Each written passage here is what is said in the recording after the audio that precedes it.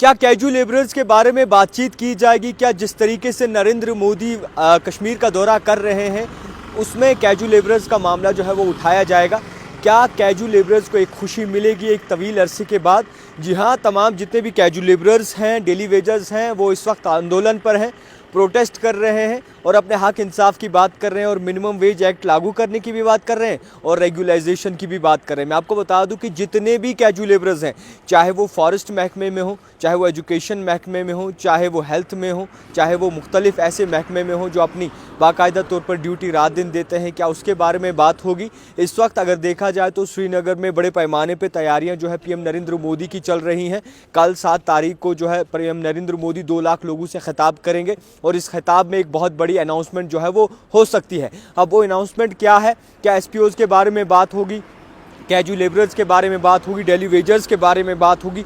क्योंकि daily wagers वो महकमा है, डेली वेजर्स वो लोग हैं जिन्होंने अपने दिन रात एक करके आज तक 5,000, 6,000, 3,000 पर काम किया महीने में, और आज जब 11 रुपये उनकी सैलरी में इजाफा हुआ, कुछ कैजुअल लेबरर्स और डेली वेजर्स ऐसे हैं जिन्हें निकाल फेंका है और कहा है कि इलीगल अपॉइंटमेंट्स हैं। गांदरबल सिंध डिवीज़न की बात करेंगे, जितने भी कैजुअल लेबरर्स हैं वो भी इस वक्त परेशान है क्योंकि उन्हें डिसएंगेज कर दिया है, ये फैसला भी ले लिया है और करीबन 14 या 15 साल बाद जो है इस तरीके से बाकायदा तौर पर खबरें सुनने को मिल रही हैं कि कैजुअल लेबरर्स जो दिन रात काम करते थे उन्हें डिसएंगेज कर दिया है। मगर अफसोस की बात यह है और हैरान कर देने वाली बात यह है कि वो पार्टियां जो कहीं ना कहीं अपोजिशन में बैठी हुई हैं, चाहे वो नेशनल कॉन्फ्रेंस हो, पीडीपी हो, पीसी हो, जम्मू कश्मीर अपनी पार्टी हो, या फिर जो भी ऐसी नई पार्टियां हैं, वो अभी तक कैजुअल लेबरर्स के बारे में बात नहीं कर पाई हैं। ये उनका, मैं ये कहूँगा कि बदकिस्मती है, क्योंकि आने वाले इंतखाब है जनाब, मुँह तोड़ आपको भी जवाब मिलेगा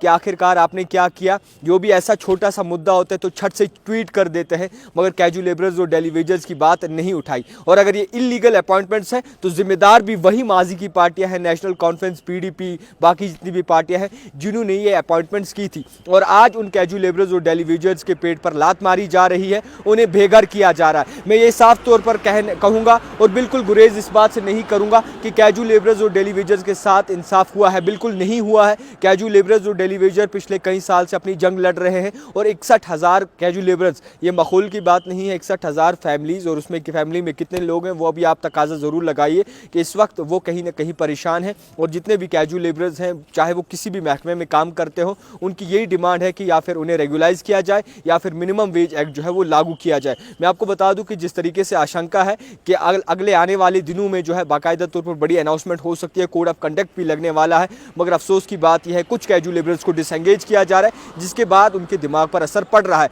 तो फिलहाल मोदी जी की खुशियां बाकायदा तौर पर सारे मना रहे हैं, हिंदुस्तान जिंदाबाद सब कह रहे हैं, मगर हिंदुस्तान जिंदाबाद में कश्मीर के लोग ऐसे हैं जो कहीं ना कहीं परेशान हैं, जिनका पेट पे लात मारी जा रही है। तो जितनी भी ओरिजिनल पार्टी है, नेशनल कॉन्फ्रेंस अपनी पार्टी या फिर पीडीपी हो, हाथ पे हाथ धरी बैठी हुई है। और मैं ये कहूँगा कि इस वक्त बात करनी चाहिए कैजुअल लेबरर्स की, ये सबसे बड़ी खुशखबरी होगी तमाम लोगों के लिए। देखते रहिए द टाइपराइटर जावेद खान के साथ।